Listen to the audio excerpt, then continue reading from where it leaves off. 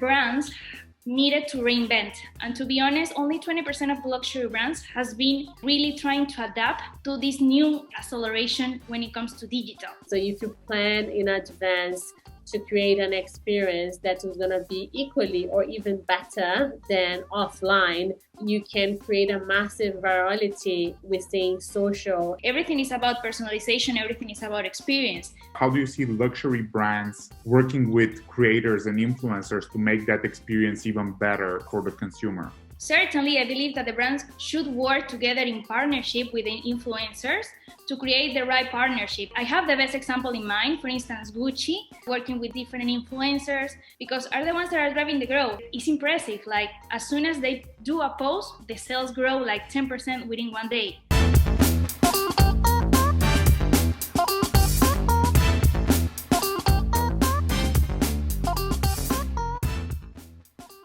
Hi everyone, I'm Mara Genovese. I'm the founder and CMO of MG Power, and this is our Influencer Marketing Uncover podcast.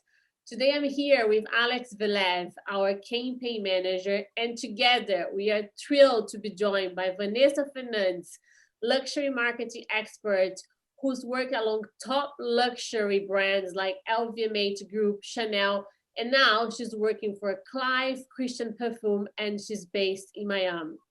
Today's episode, we will dive into how luxury brands around the world are dealing with the COVID-19 and how they're trying to innovate themselves to make sure that their brand continue to be relevant. Alex, how are you today? I'm good, Mara, and I'm so excited to be co-hosting today's episode. And thank you so much, Vanessa, for joining us from Miami. I just wanted to kick off the episode of today's Influencer Marketing Uncover podcast by asking you, how are you? All good. Thank you. And thank you so much for inviting me. For me, it's a pleasure to be here and to be part of your podcast of Influencer Marketing Uncover. I'm very excited to learn more about you and share my experience, and very happy to share this day with you. Wonderful, Vanessa. Thank you so much. Such a pleasure to be with you today. I think it would be good if you can tell, our listeners about your experience. I know you have been living in Dubai, but you are from Colombia. So it would be great for audience to get to know a little bit about you before we start into our conversation. Sure. Well, I'm originally from Venezuela. I was born and raised there. However, I have been living I think since 2012 abroad. I live in London. I live in Dubai as well, in San Francisco. I stay in Dubai for almost 7 years. I come from the desert. So the reason why I stay so long in Dubai is because I found fascinating the luxury industry. I really fell in love with this sector. I had the opportunity there to work with big luxury groups such as Chanel and as well LVMH Group. I worked with, of course, Chanel, then Loewe, and then Givenchy and Kenzo.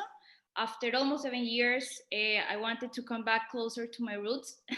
So I have been here in Miami for a little bit more than a year, staying within the same industry, the luxury industry, and working now with Clive Christian Perfumes.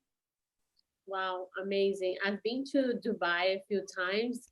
And indeed, Dubai is fascinating when it comes to luxury markets. It's definitely, I'm sure you had an amazing experience to work there, especially in a group like LVMH, as you mentioned. So very excited to hear more about your experience there.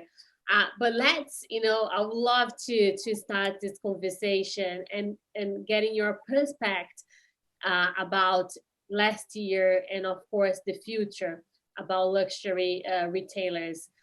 We all know that since the start of the pandemic last year, now almost a year ago, we saw brands, especially brands that are coming from the luxury industry, trying to understand how to navigate it into this new way of living, where stores are closing and customers are not be able to have the luxury experience when they come to the store.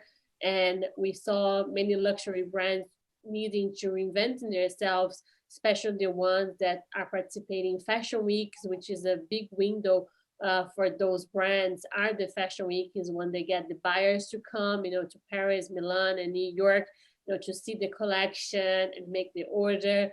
And now all of this, it's not happening. So I would love to hear from you about how have you seen the brands navigating through that, and what are the challenges on your perspective that they are facing? Yeah.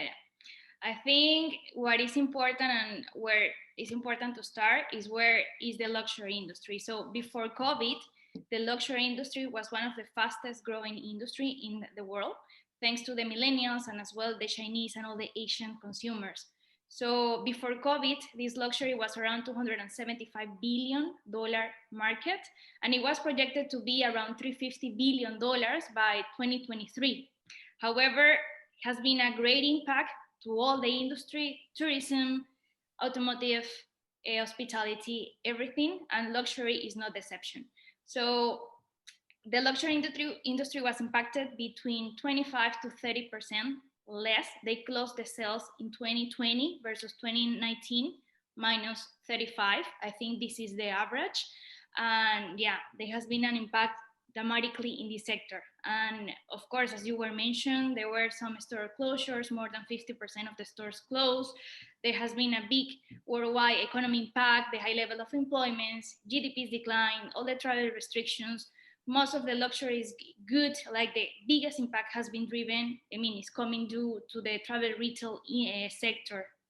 All the channel, all the closures in the airports, and Chinese and the main audience, all the Chinese and Asians that they normally buy the luxury brands abroad. They don't buy it in Asia. First of all, because the cost is very, very high. It's higher than Europe.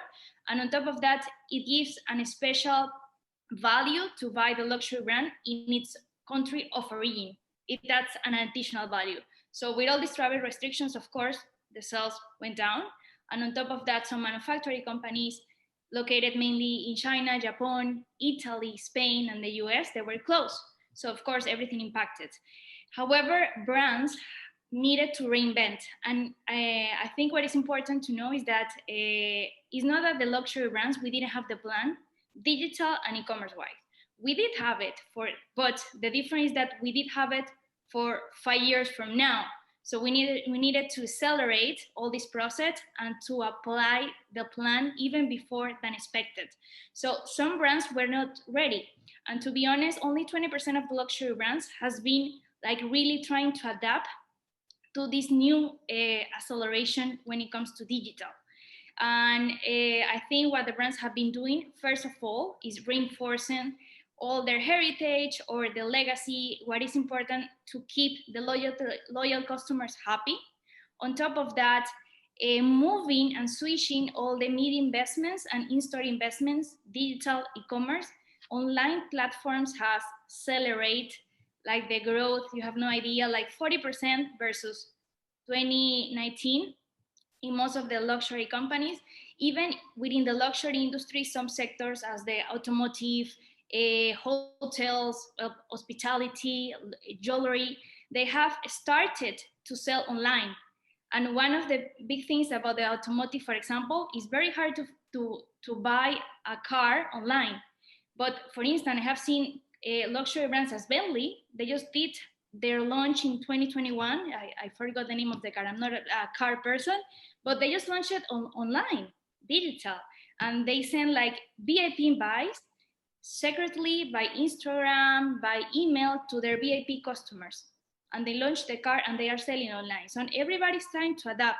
So I believe that the brands, the luxury brands that really adapt and really plan ahead and really start switching all their media investments to digital and e-commerce are the brands that are gonna survive. And another example, as you were mentioned, is the live stream. So it's okay, I understand if you are running a marathon, a race, or you're doing like a culinary food fair. You cannot go online because you have to be there to taste, to run. But if you're a fashion brand or you're a luxury brand and you have an event, you have a catwalk, why not do it online? You cannot just put it on hold until next year, until COVID finish. I mean, because as a brand, you are gonna die. It takes years to build a reputation, but it takes just 1 second to destroy it. So you need to keep like adapting to very volatile environments. So for instance, Dior in February, they did a catwalk for the autumn winter season. And I believe that the live stream, they really work very well if you really plan it ahead. For instance, if you send invites, I know that it's not the same experience to be there, have the physical presence and be the cat and seeing the catwalk. But if you receive like a bottle of champagne with some canapes and you invite your friends and you look at this catwalk, it's a completely different experience and the value is the same or even more. So I think that brands need to really adapt. The ones that have done it, they have done it very well, but I think this is just a start. Yeah, I think we will continue this way. Totally agree. And like talking about the experience today, I've been seeing on a lot of posts on Instagram on influencers that talk about luxury and fashion, posting about the invitation they have received from the Louis Vuitton catwalk show. Yes. And then to your point, yes, they're showing on stories and showing on the, like reels. And what Louis Vuitton has sent it to them is amazing. It's like a beautiful box full of, small goods, and there's the champagne and like the whole preparation for this influencers to get ready for the live stream of Louis Vuitton, and the variety that this invitation and all this, beautiful gifts that they have sent is all across social media today. Because yes, as to your point, so if you plan in advance to create an experience that is going to be equally or even better than offline, you can create a massive virality within social, and also you can get a lot of UGC, let's say, a lot of like content before the show, because you're creating the expectation per the show. So influencers are posting about that, and then you have the day of the show where they're going to continue to talk about your brand. I am like fascinated about the fact that the brands, if they wanted to innovate it and really reactively, effectively, and quick about how they can, reinvent themselves, there's so many ways that you can do bringing the experience online. Although I do believe that the experience offline, we will still need to remain, for brands like Chanel. Chanel does not sell online. Chanel is all about you coming to the store and, live and breathe the experience there. So how do you see in the future, do you think we will continue to see many stores, or we're going to see less shops, but more smaller ones or few ones that will gain on the actual experience that they will offer to the consumers? Because I do believe that the luxury, we still need to have somehow the experience. So how do you see that in the future? Because you mentioned about a lot of shops closing, and we've been reading that in the end of 2022, 50% of retailers will be closing. So this 50% that will continue to be open, what's the format that you think it's going to be looking like? Well, when I say that 50% of the store were closed, I don't mean that it was permanent. I think it will be temporarily, because despite this digital transformation and acceleration, in-store still being the main channel for sales, especially in the luxury industry. Everything is about personalization, everything is about experience. And you can notice not only in the luxury goods, as well in services, like in a hotel. Why do you go to a luxury hotel? In order to get the right service and the right experience. So it is estimated that the in-store will continue being alive and will continue being the most important channel within the luxury industry, and will account between 80 and 70% of all the business. And the Gen X, which are the baby boomers, our parents, for instance, they will continue be using offline channels. They cannot just migrate to digital. But there is a new concept that it was already, I'm sure you have heard before, that is the omnichannel concept. People were talking about it, but it didn't take action such as fast as after COVID-19. So the key is to create a digital personalized experience available in stores. That's called omnichannel. So the store should not be longer a physical store, but a center of the experience. People will go to the store to discover the luxury goods, and as well the experience, and as well the service. And they will discover this product in the store, and then they will go online and buy it online. They could also buy it in the store. So there will be like sales representative there that will help the customers to buy. Or they will just experience the product in the store. Let's say they go to Bentley and they drive the car and they fall in love with the car. They don't need to buy it there. They can just go online and then they customize their car and they buy it and they purchase it online. So that's called omnichannel. So for instance, the first luxury brand that implemented this omnichannel concept was Burberry. They have the first social retail store that combines the physical and as well virtual reality in a digital immersive retail experience, which is in China.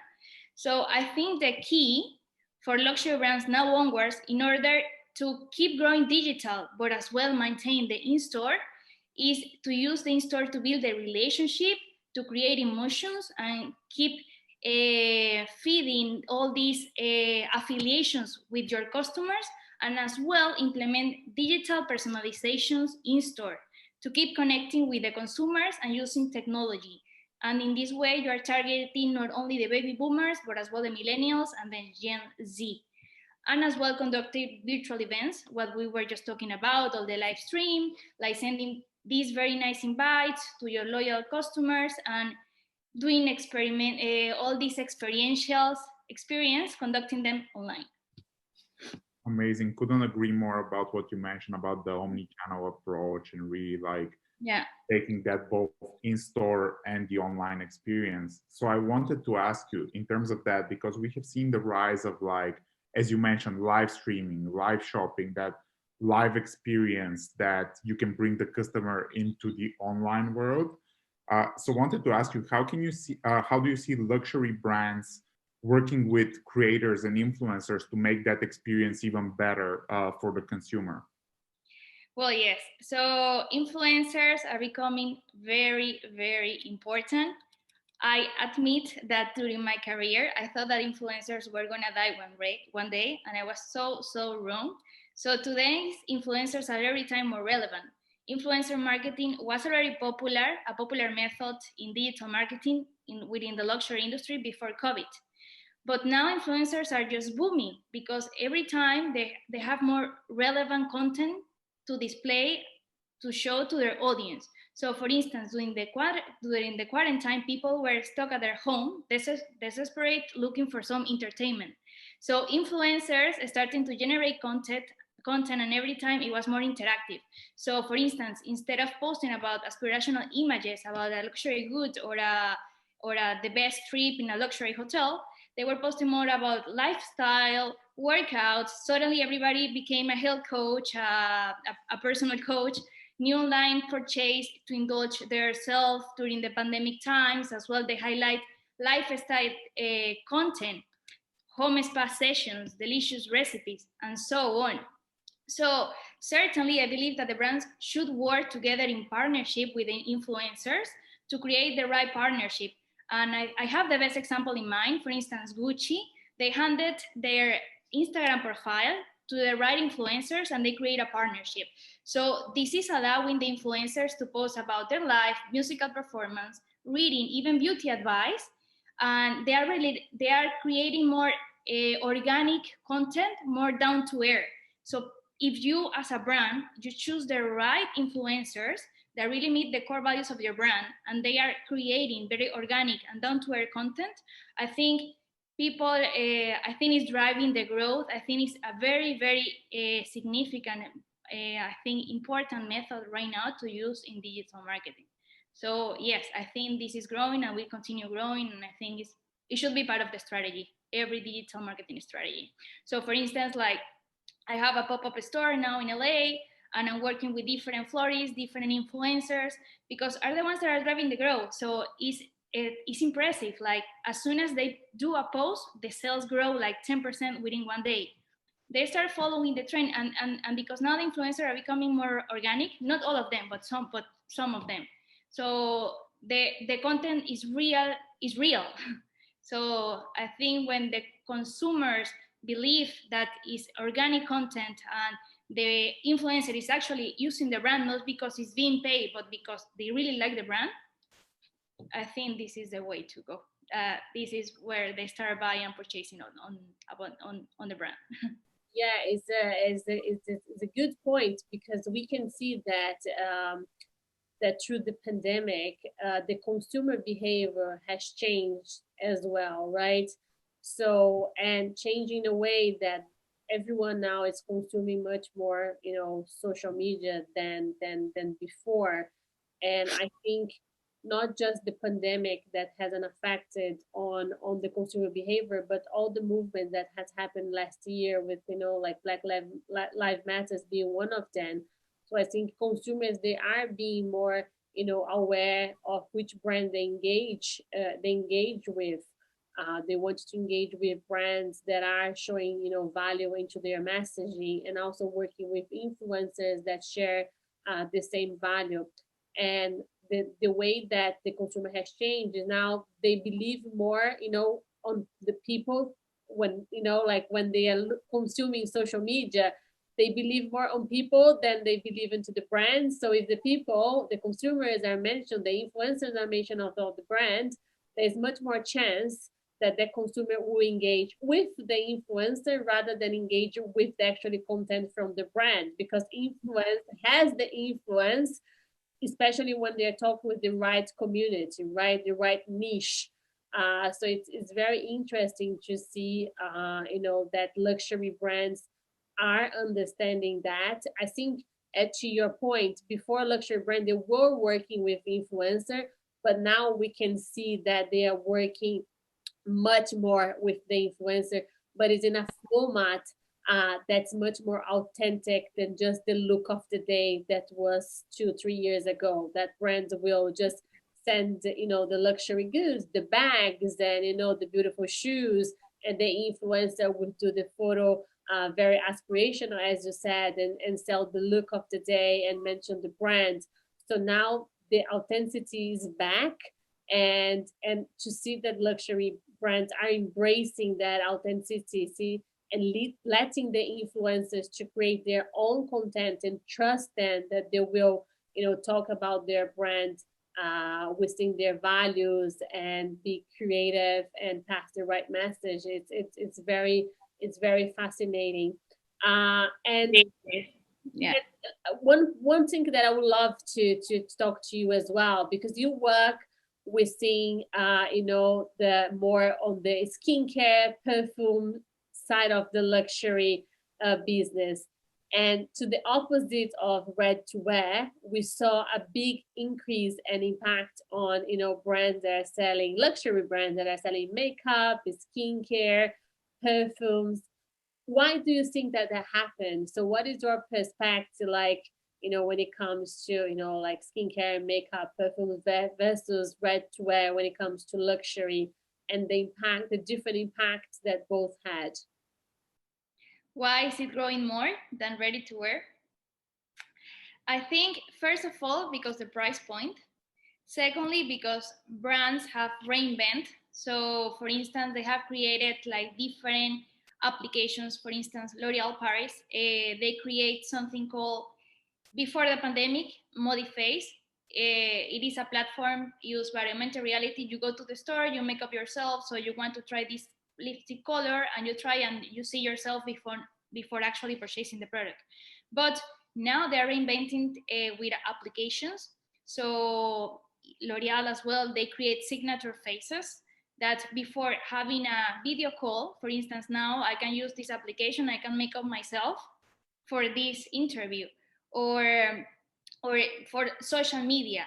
So they are giving the consumers the opportunity to discover and to try the makeup and skincare before purchasing without the need to go to the store. So I think this has been, within all the luxury industry, this category has been the one that have adapted the better, in my personal opinion. This one and the one of and the ready to wear. And on top of that, before the pandemic, the beauty and fragrance category was the fastest growing in the market, especially skincare, because consumers are now becoming more aware about skincare, why it's important for you, why you need to have the right skin, the healthy skin. So they're becoming more aware about why it's important and why it's essential to have a very healthy skincare. And with the globalization, they are adopting different traditions from the Asian market. I don't know if you know, but they apply at least 7 different steps for skincare. So with YouTube and all social media channels, they are getting more informed about the importance of the right skincare, and that's why this has been the fastest growing category within the luxury industry. Yes, no, we work with a few clients from the skincare and makeup industry, and especially from the clean beauty industry, because more and more people also now consumers are getting more aware about the importance of think about not just that you have to take care of your skin, but also like what you're putting on your skin. So we Exactly.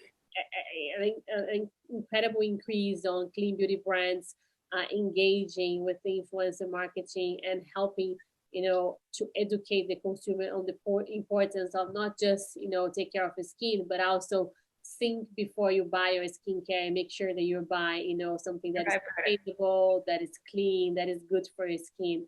And definitely we will continue to see this growing this year, which is incredible.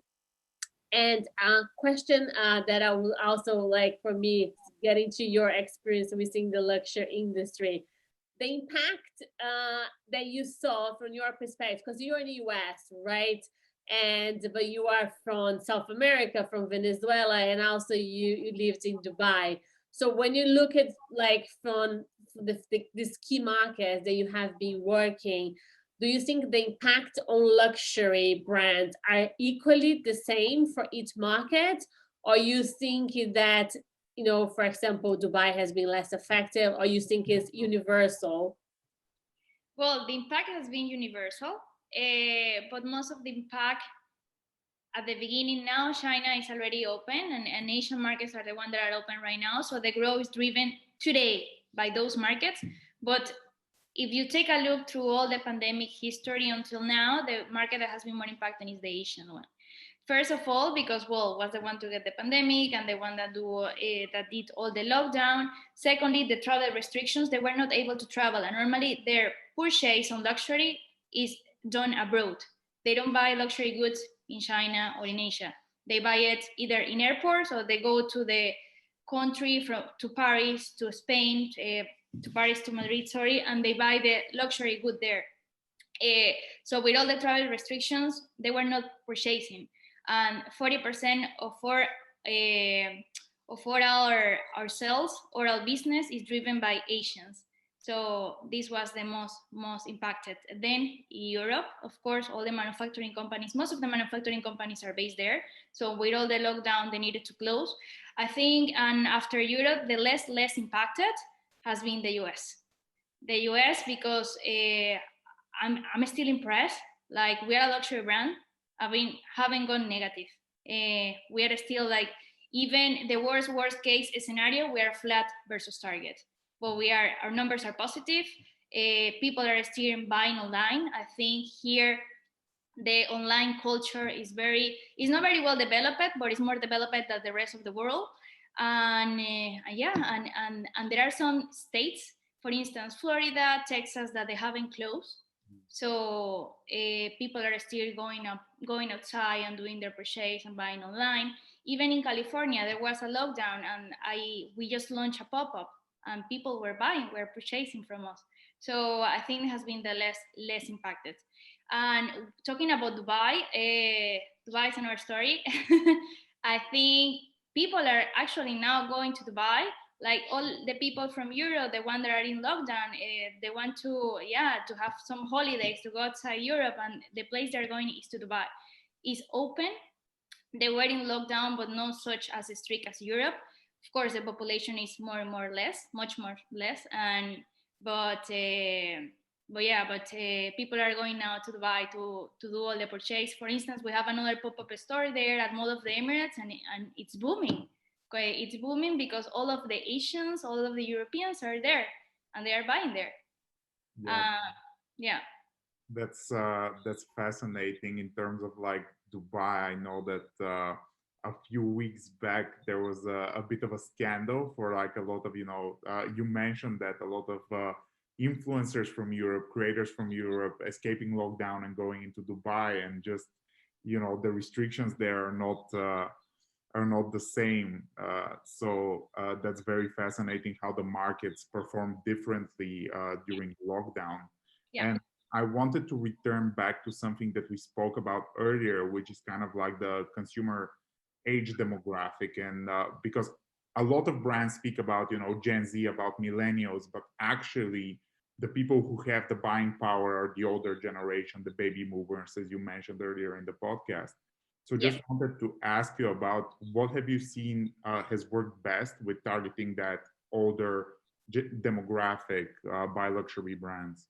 I think what has worked best with them is the omnichannel method. We cannot go completely digital for this generation X or baby boomers, but they are revising social media. Like even my dad, he's 74 years old, and he goes to social media and he checks different ads. So they are getting informed in social media, but actually they are doing their purchases still in store. So that's why in store keeps being the main channel within the luxury industry.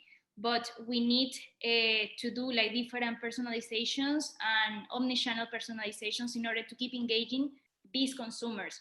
So for instance, I did a live portrait. I don't know if you know what is live portrait, but the consumers, they go to the store, they draw you, and they give you your portrait. So we're doing the same for digital.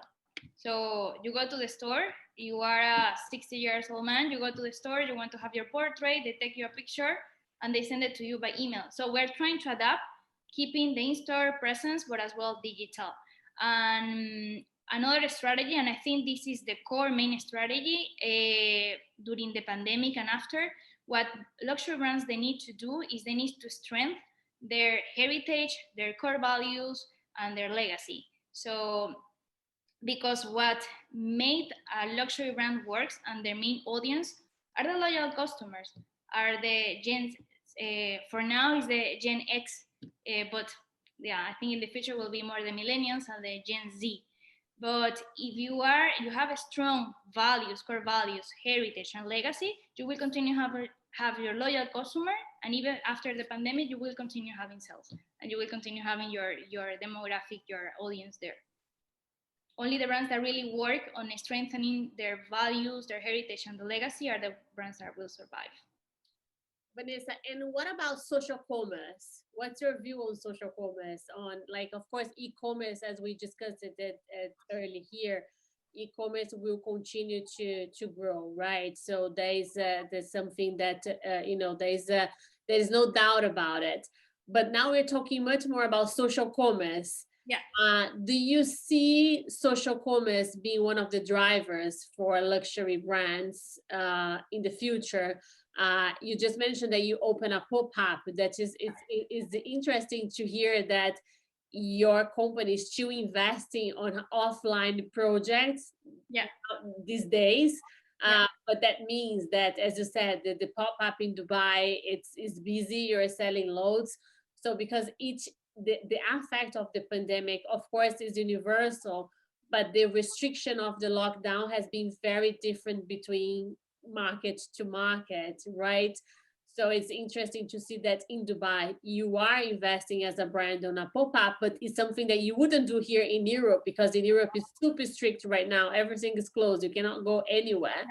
So you see that markets like Europe, the social commerce will play a big role in terms of revenue and sales, and to continue to grow business? Yeah, so I think that commerce, it's very, very important. It's a crucial channel to keep the sales up, communicating with the customers and forging a sense of community around the brand. So focus on customer activation rather than brand building aside from enhancing your own websites, and also consider partnership with key retailers. So for instance, after and before the pandemic, there are some luxury retailers like Net-a-Porter. You have now the Real. You have different luxury retailers as well. Saks, Neiman Marcus. They are growing in e-commerce. So I think for the luxury brand, it's key to partner with them. So e-commerce is booming. So I remember when I started my career in the luxury industry, most of the luxury brands were not allowed to go e-commerce. If you sell online, you are diminishing the brand. Today, it's a completely different concept. Like if you are not online, like I don't know where you are going. So I think it's very important. It's very important for the brands to keep the balance between offline, but as well go to e-commerce. E-commerce is growing very, very fast. Before the pandemic, it used to account 10% of the business of every luxury brand. Today, it's accounting 20 and 25%, and it's expected to go up to 40 in 2025. So I think it's a very important channel. I realized that most of the companies are even hiring an e-commerce person just to take care in detail, in attention only to this department, to this area. So e-commerce is very, very important. Do you believe that live streaming shopping as well is the future? Because I am personally a truly believer that shop streaming will be, it's now. Like I keep telling our clients, like, let's start thinking about live streaming shopping, because the way of you engage your consumer and getting purchase live. And we saw that live streaming shopping, it's huge already in China. Like we look at, e-commerce sites like Alibaba in China. So they are one of the pioneers when it comes to shop live streaming. And now we're seeing more and more this coming to Europe and US. And I'm truly believe that, brands that do not jump into live streaming shopping soon, they are missing a huge opportunity here when it comes to engage with our consumers and sales. Do you also believe that live streaming shopping is not just the future, but it's the now? Is the now and will be the future. We are just starting to discover this new world. And I do hear people saying, like, when we go back to normal life, I think we're not going back to normal life. I think we're living the normal life right now. I think we will stay. These have changed drastically our behavior, the consumer lifestyle, and the way they act, they think, they behave. So I completely agree with you. I believe that live stream purchase is something new, and it will be developing in the next coming year. There are such big brands. I think Gucci, they did a live stream pop-up. Gucci makeup, they just opened in T Mall, which is part of Alibaba.